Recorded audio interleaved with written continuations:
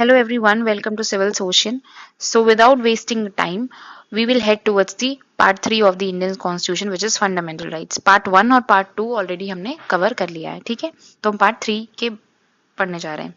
तो इसके भी कुछ सेक्शंस हैं जो डिवाइड किए गए हैं. Equality, against exploitation, cultural and educational rights, right to freedom of religion, right to constitutional remedies. So fundamental rights, ठीक है. अब इसमें कुछ कुछ चीजें डेफिनेशंस दी हुई हैं आर्टिकल 12 और 13 में. जैसे कई बार क्या होता है आर्टिकल्स में ना कुछ वर्ड यूज होते हैं जैसे कि state is saying this, nothing in this article prevent state laws. तो इन सब का मतलब क्या है, डेफिनेशन क्या है? स्टेट वो वाला स्टेट नहीं होता है जो हमारे ये कि आपने बोल दिया अरे उत्तर प्रदेश, मध्य प्रदेश. नो, ये स्टेट्स नहीं होते. स्टेट की डेफिनेशन यहाँ कॉन्स्टिट्यूशन में अलग दी हुई है. Its state includes government and the Parliament of India, legislature of the states, and all local and other authorities in the territory of India or under the control of the government of India. मतलब जो भी government of India से थोड़ा सा touch में है वो state की डेफिनेशन में आ जाता है. जुडिशरी इसका पार्ट नहीं, ये हमें याद रखना है, ठीक है. Judiciary is not part of the state. Again article 13, laws inconsistent with or in derogation of fundamental rights. तो कोई भी ऐसा लॉ जो फंडामेंटल राइट्स को वायलेट करता है वो जो अमेंडमेंट है बेसिकली उसको नल डिक्लेयर किया जाए, मतलब इनवायलेट डिक्लेयर कर दिया जाएगा. अब इसमें कुछ कुछ चीजें हैं. लॉ जो है वो ऑर्डिनेंस भी हो सकता है, ऑर्डर हो सकता है, बाय लॉ हो सकता है, rules, regulation, custom, notification, anything. Okay. अब 24th अमेंडमेंट एक्ट में क्या हुआ कि पार्लियामेंट ने एक अमेंडमेंट पास किया कि उसमें उन्होंने बोला कि आर्टिकल 368 में हम कुछ भी करेंगे तो वो आर्टिकल 13 को वायलेट नहीं करेगा, ठीक है. बट केशवानंद भारती केस में आया कि नहीं, अगर आपने आर्टिकल 368 से किसी बेसिक स्ट्रक्चर को वायलेट किया तब तो आर्टिकल 13 में आएगा. सो ये याद रखना है आपको. Article 14, equality before law and equal protection of law. Equality before law मतलब कि हम जो है अगर कोई मीडियम इकोनॉमिक लेवल का इंसान है और हाई प्रोफाइल इंसान है तो उसको हम इक्वली ट्रीट करेंगे इन टर्म्स ऑफ दी. लेकिन क्या होता है इक्वलिटी बिफोर लॉ, लॉ के पहले तो क्या होता है कुछ कुछ चीजें होती हैं जैसे कि हमें कुछ पर्टिकुलर अमाउंट जमा करना होता है, भागा दौड़ी करनी पड़ती है ना कोर्ट्स में ये वो. तो उसमें जो है ज्यादा नुकसान किसका होता है? जो मीडियम वर्ग का है. तो इसमें कई बार इसको नेगेटिव बोला जाता है. और यहाँ पे दूसरा टर्म दिया हुआ है the equal protection of law, मतलब कि हम सबको एक समान समझेंगे, एक तरीके से. Like should be treated as like, ठीक है. जो जैसा उसके हिसाब से हम उसको ट्रीट करेंगे. तो ये चीजें इसको पॉजिटिव बोला जाता है. Article 15, prohibition of discrimination on grounds of religion, race, caste, sex, place of birth, ठीक है. तो इस पे आप डिस्क्रिमिनेट नहीं कर सकते हो, ठीक है. अब यहाँ पे access to shop, public restaurant में आप रोक नहीं सकते कि आप एक पर्टिकुलर रिलीजन के हो, कास्ट के हो तो आपको मैं अंदर नहीं आने दे सकता, नहीं आने सकती, ठीक है. वेल्स में, बेदिंग आर्ट्स में, बेसिकली पब्लिक प्लेसेस पे जहां जनरल पब्लिक का यूसेज अलाउड है. आर्टिकल 3 इंपॉर्टेंट है. The state, nothing in this article shall prevent the state from making any special provision for the women and child, ठीक है. तो women and child के लिए हम स्पेशल प्रोविजन बनाते ही हैं, सबको पता है. अब यहाँ पे एक अमेंडमेंट हुआ, फर्स्ट अमेंडमेंट कॉन्स्टिट्यूशन अमेंडमेंट हुआ, 4th आया इससे सेक्शन. तो इसमें लिखा हुआ है कि nothing in this article shall prevent the state from making any special provision for the advancement of socially educationally backward classes और एससी और एसटी, ठीक है. फिर 5 आया, उसमें सेम ये आया था आपका 93rd कॉन्स्टिट्यूशन अमेंडमेंट एक्ट से, ठीक है. तो इसमें लिखा हुआ है कि nothing in this article shall prevent the state from making a special provision for again socially educationally backward classes, SC ST in the admission to the educational institution. तो इसमें प्राइवेट भी आता है, ये याद रखना है, वेदर एडेड और अनएडेड बाय द स्टेट, ये भी आते हैं. बस इसमें एक्सेप्शन है कि माइनॉरिटी इंस्टीट्यूशंस नहीं आते क्योंकि वो ऑलरेडी कवर है आर्टिकल 30 में, ठीक है. माइनॉरिटी खुद ही एक मतलब माइनॉरिटी है तो आप उसमें भी अगर वो कर दोगे तो वो गलत हो जाएगा इसकी वजह से, ठीक है. बाकी आर्टिकल 6 है इसमें जो अदर सेक्शन ऐड हुए 6103 कॉन्स्टिट्यूशन अमेंडमेंट एक्ट से, उसमें इकोनॉमिक वीकर सेक्शन वाला पॉइंट आ गया, ठीक है. कि उनके लिए आप एडवांसमेंट के लिए स्पेशल प्रोविजंस बनाएंगे, ठीक है. एजुकेशन इंस्टीट्यूशन में भी और यहाँ पे भी नॉर्मली भी, ठीक है. अब आता है article 16, equality of opportunity in matters of public employment, ठीक है. पब्लिक एम्प्लॉयमेंट में इक्वालिटी ऑफ अपॉर्चुनिटी होगी, ठीक है। तो no citizen on grounds only of religion, race, caste, sex, descent और place of birth, residence, any of them is ineligible और discriminated. तो चाहे, अब इसमें दो चीजें और ऐड हुई है, डिसेंट और रेजिडेंस, दो चीजें इसमें ऐड हो चुकी हैं। अब इसमें एक और चीज दी हुई है कि nothing in this article shall prevent parliament from making any law, जो एम्प्लॉय मतलब अब पार्लियामेंट जो है कुछ पर्टिकुलर रिजर्वेशन कुछ भी कर सकता है एम्प्लॉयमेंट के लिए, किसी पर्टिकुलर सेक्शन के लिए। स्टेट भी कर सकता है अगर उसे लगता है कि अगर not adequately represented in the state है, ठीक है बेसिकली। तो ये सारी चीजें इंपॉर्टेंट है। So article 17, abolition of untouchability. Untouchability abolished and its practice in any form is forbidden. Again, ठीक है, very punishable offense it is. Article 18, abolition of titles. No titles not being a military or academic. अच्छा exception है ये, मान लो कि military और academic titles आप ले सकते हो, लगा सकते हो, जनरल दिस दिस दिस, है ना, doctor this this this, but आप उसके अलावा कोई टाइटल जैसे महाराजा या ये सारे टाइटल्स नहीं लगा सकते हो। No citizen of India shall accept any title from any foreign territory, foreign state, ठीक है। और कुछ भी करना है एक्सेप्ट तो वो कंसेंट ऑफ द प्रेसिडेंट लगेगा, कुछ भी, इवन फॉरेनर्स जो यहाँ पे आ रहे हैं उनके लिए भी सेम, है ना। ऑफिस ऑफ प्रॉफिट, उसमें बहुत सारी चीजें होती हैं, वो कंसेंट ऑफ प्रेसिडेंट आपको याद रखना है सारी चीजों में। अब आता है right to freedom. Right to freedom है, हम आर्टिकल 19 पढ़ते हैं, ठीक है। Protection of certain rights regarding freedom of speech and expression. तो इसके अंदर ही all citizen shall have the right to freedom of speech and expression, है ना, बोल सकते हैं हम, peacefully assemble peacefully without arms, ठीक है, form association and unions, cooperative society, 97 constitution amendment act, याद रखना है इसको।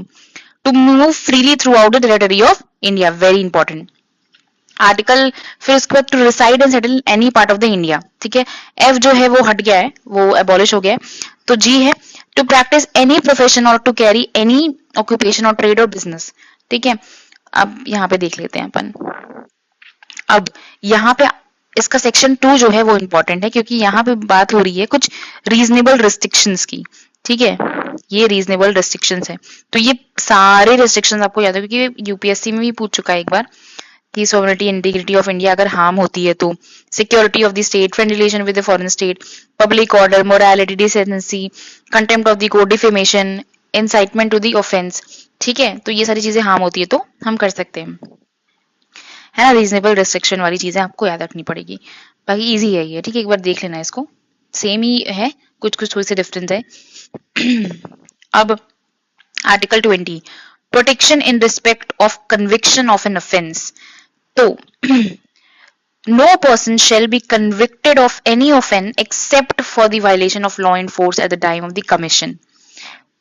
जब कोई कोई गुनाह है और वो गुनाह मैंने पहले किया है, ठीक है, तो उसकी सजा मुझे अभी नहीं मिल सकती है, क्योंकि वो अभी गुनाह है ही नहीं, था ही नहीं उस टाइम पे जब मैंने वो किया था। तो वो याद रखना है, ठीक है, कि टाइम इसमें बहुत, क्योंकि रेट्रोस्पेक्टिव लॉ नहीं लग सकता है, this you have to remember. अब सेकंड इसका आता है, no person shall be prosecuted and punish for the same offence.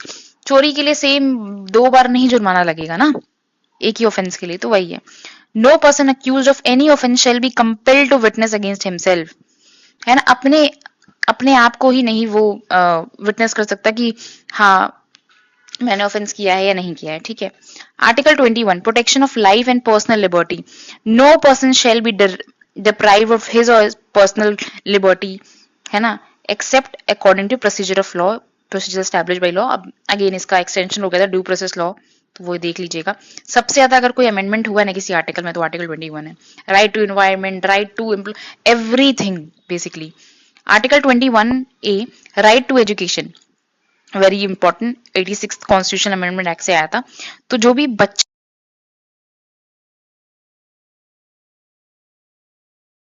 Education जो है फ्री मिलेगी, कंपलसरी होगी। Article 22, protection against the arrest and detention in certain case. No person who is arrested shall be detain in custody without being informed as soon as may be, ठीक है। तो अगर कोई custody में हम किसी को लेके जा रहे हैं तो उसको कुछ चीजें आप बतानी पड़ेगी, उनको आप डिनाई नहीं कर सकते हो। जैसे ग्राउंड ऑफ अरेस्ट, किस ग्राउंड पे आपने अरेस्ट किया है, यहाँ पे मैं मार्क कर देती हूँ, it will be easier for you to see, okay. तो इन्फॉर्म करना पड़ेगा आपको क्या, ग्राउंड ऑफ सच अरेस्ट, है ना, राइट टू कंसल्ट, है ना, defended bye legal practitioner of his choice, उनके ही चॉइस का होना चाहिए। ऐसे क्वेश्चन आ जाएगा कि अदर्स चॉइस नहीं, उनके चॉइस का होना चाहिए। Every person who is arrested or detained in custody shall be produced before the nearest, magistrate. 24 hours में होना चाहिए, ठीक है, ये याद रख लेना। अब ये जो चीजें सारी दी हुई है ना, सारे राइट्स ऊपर वाले, ये कुछ चीजों पे नहीं एप्लीकेबल है। वो क्या है? वो है to any person who for the time being is an enemy alien, ठीक है। एनिमी एलियन मतलब कोई जैसे हमारी किसी कंट्री से अभी एक एनिमिटी चल रही है और उसका वो सिटीजन है, तो उस सिटीजन पे ये लागू नहीं होगा। To any person who is arrested और detain under any law preventive detention, है ना, प्रिवेंटिव डिटेंशन में किसी को रखा गया है तो। अब यहाँ पे तो दिया हुआ है कि 3 मंथ से ज्यादा हम नहीं ये चीजें कर सकते, प्रिवेंटिव डिटेंशन में किसी को नहीं रख सकते। इसमें हाई कोर्ट भी आएंगे, बहुत सारे लोग रोल प्ले करेंगे, ठीक है, तो वो आप देख लीजिएगा। इसमें पार्लियामेंट जो है वो मेनली प्रिवेंटिव डिटेंशन के लिए लॉ बनाती है। स्टेट्स का भी there are certain area situation जहां पे स्टेट लगा सकती है, ठीक है, बट मोस्टली पार्लियामेंट ही लगाती है, ऐसे लगाती है पार्लियामेंट, ये सारी चीजें करती है, ठीक है। आर्टिकल 23 प्रोहिबिशन ऑफ ट्रैफिक, ये राइट अगेंस्ट एक्सप्लॉयटेशन आ गया है। Prohibition of traffic in human beings and forced labour again, है ना, तो traffic in human beings and बेगार प्रोहिबिटेड है, आपको याद रखना है। अब देखो यहाँ पे एक चीज लिखी हुई है कि nothing in this article shall prevent the state from imposing compulsory service लगा सकती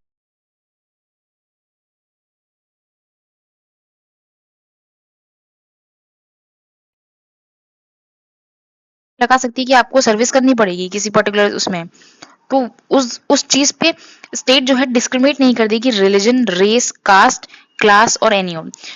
बट अब यहाँ पे देखो जेंडर नहीं लिखा हुआ है, सेक्स नहीं लिखा हुआ है, सॉरी। तो सेक्स क्यों नहीं लिखा हुआ है कि कई बार कैसा कुछ रोल्स होते हैं जो कुछ पर्टिकुलर फीमेल ही कर सकते हैं या मेल ही कर सकते हैं, इसकी वजह से यहाँ पे नहीं लिखा हुआ है।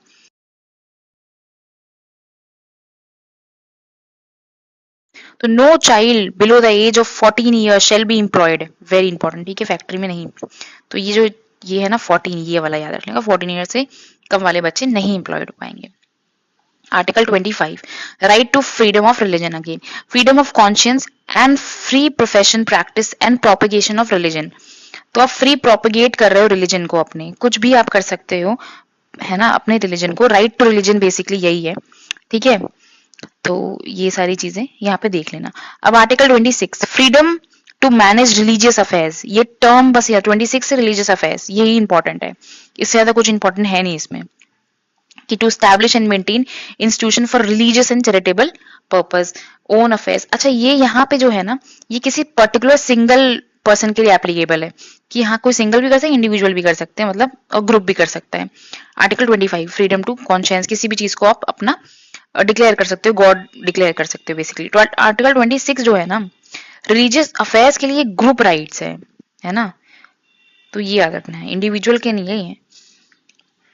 Article 27 freedom as to payment of taxes for promotion of any particular, तो स्टेट इज, तो no person is compelled to pay any taxes which are specifically appropriated in payment of expenses for the promotion of और maintenance of any particular religion के लिए आप अपने taxes का पैसा जो है वो वहां पे नहीं डाल सकते हो, बेसिकली कंपेल भी नहीं कर सकता कोई। Article 28 freedom as to the attendance of religious instruction और religious worship in certain educational institution, okay. तो no religious instruction shall be provided in any educational institution wholly maintained out of state, पहला point याद रखना है। Nothing in this clause 1 shall apply to educational institution which is administered by state but has been established under endowment। तो ये इसमें applicable नहीं होगा अगर स्टेट के इंडोमेंट से वो बना हुआ, ट्रस्ट से बना हुआ बेसिकली। यहाँ पे एप्लीकेबल है बट यहाँ पे नहीं है वो चीज। No person attending any educational institution recognised by the state और receiving aid of the state fund will take part in, कोई भी एजुकेशनल इंस्टीट्यूशन जो स्टेट के रिकग्नाइज किया गया है या receiving aid out of state है, उसको कोई भी जरूरी नहीं है कि कंपलसरी है कि आपको एजुकेशनल वो रिलीजियस इंस्ट्रक्शन फॉलो करने पड़ेंगे बेसिकली। ठीक है, तो ये याद रखना है। अब कल्चरल एंड एजुकेशनल राइट्स आ गया। Again, Article 29, protection of interest of minorities. Any section of citizen residing in territory of any section लिखा हुआ है, individual नहीं लिखा हुआ है ना, है ना, citizens any part of therefore having distinct language, script, culture, तो वो कंजर्व कर सकते हैं, है ना, तो वो minorities में बेसिकली आ जाएंगे। No citizen shall be denied admission to any educational institution maintained by state or receiving aid out of the state funds on the grounds only of religion, race, caste, language or any of them। तो यहाँ पे caste, language सब आ गया, sex नहीं है यहाँ पे, तो वो देख लेना आप। ठीक है, अब यहाँ पे all minorities, अब यहाँ पे आर्टिकल 30 आ गया। Right of the minorities to establish an administer educational institution, sorry, so all minorities whether based on religion or language shall have the right to establish and administer educational institution of their choice। ठीक है, तो ये very important है, इस article very important. ठीक है, minorities के लिए। अब यहाँ पे देखो लिखा हुआ है कि दो ही टाइप की माइनॉरिटीज हो सकती है, एक रिलीजियस माइनॉरिटी हो सकती है और एक लैंग्वेज वाली, है ना, लिंग्विस्टिक माइनॉरिटी। तो यहाँ यहीं से क्वेश्चंस बनते हैं बेसिकली। ठीक है, आर्टिकल 31 वही सारी चीजें, लैंड 9 शेड्यूल का आर्टिकल इसी से आया था, है ना, 9 शेड्यूल जो फर्स्ट अमेंडमेंट से आया था वो आर्टिकल 31 भी वाला है ना, लैंड वैंड के रिलेटेड है ये। अगेन ये सारी चीजें, आर्टिकल 31 सी बहुत ज्यादा न्यूज में था, तो इसमें ये लिखा हुआ है कि article no law giving effect to policy of state toward securing. जब बेसिकली मैं बताती हूँ कि इसमें ये वाले आर्टिकल में ये दिया हुआ है कि जो डीपीएसपी है ना वो मोर इम्पोर्टेंट देन है फंडामेंटल राइट्स की। तो कोई भी लॉ जो डीपीएसपी को एप्लीकेबल करता है बट आर्टिकल 14 और 19 को इनवैलिड करता है तो हम उसको मानेंगे। तो यही दिया हुआ है इस आर्टिकल में बस। आर्टिकल 32 रेमेडीज, है ना, remedies of enforcement of rights confirm by this part. तो supreme court shall have the power to issue direction or orders or writs including writs, है ना, habeas corpus, mandamus, prohibition, quo warranto and certiorari whichever is appropriate basically। तो ये सारे जो है Ritz की power जो है सुप्रीम कोर्ट के पास है। अब सेम ये रिट्स की पावर ना हाई कोर्ट के पास भी है, ये याद रखना। ठीक है, वेरी इंपॉर्टेंट। पार्लियामेंट में by law empower any other court to exercise within the local limits of jurisdiction same power कर सकता है। ठीक है, दे सकता है। तो पार्लियामेंट के पास ये पावर है कि वो रिट्स की पावर जो है वो किसी और कोर्ट्स को भी दे सकता है। Article 13 very important, power of parliament to modify the rights conferred by this. अब कई बार क्या होता है, सिचुएशन ऐसी आ जाती है, आर्म्ड फोर्सेस होती हैं, है ना, तो उनके लिए जो कुछ राइट्स है उनको मॉडिफाई कर सकता है पार्लियामेंट। ठीक है, ये याद रखना। तो इसमें आर्म्ड फोर्स बस आर्टिकल 33 से रिलेट करके याद, इतना डिटेल में नहीं पूछते हैं। Article 24 restriction on rights conferred by the martial law. अब यहाँ पे मार्शल लगता है तो यहाँ पे कुछ रेस्ट्रिक्शंस आ जाते हैं, बस इतना याद रखना है। ठीक है, article 35 legislation to give effect to provision of this part. इसमें क्या लिखा है, parliament shall have and the state shall not. ठीक है, तो पार्लियामेंट के पास पावर है बट लेजिस्लेचर ऑफ स्टेट के पास नहीं है ये, कि कुछ जैसे फंडामेंटल राइट्स को अमेंड करना है, ये सारी चीजें करनी है, तो ये पार्लियामेंट के पास ही राइट है। तो ये याद रखना है बस। ठीक है, कॉन्स्टिट्यूशन अमेंडमेंट करना है तो पार्लियामेंट के पास राइट है। तो यही दिया हुआ है इसमें, और कुछ एक्स्ट्रा नहीं दिया हुआ basically. So thank you everyone. आपको ये समझ में आएगा hopefully. So please like, share and subscribe our channel and motivate us to make more videos like this. Thank you so much.